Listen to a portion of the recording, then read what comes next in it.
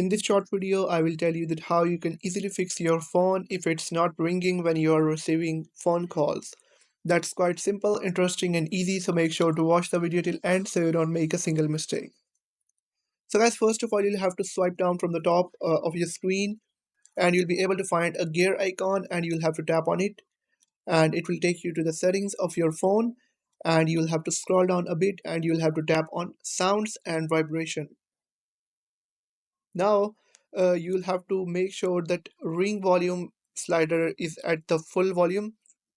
And the second thing you'll have to make sure is to check if your airplane mode is turned off. You'll have to turn it off if it's turned on because it potentially blocks all the calls that you receive because it disables your SIM cards. So make sure that you have turned off airplane mode. And the last thing you'll have to make sure is to check if do not disturb mode is turned on. You'll have to tap on it and make sure that it's turned off.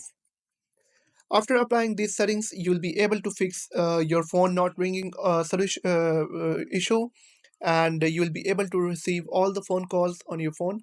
I hope you found the video helpful. If you have found the video helpful, make sure to like the video and hit that subscribe button.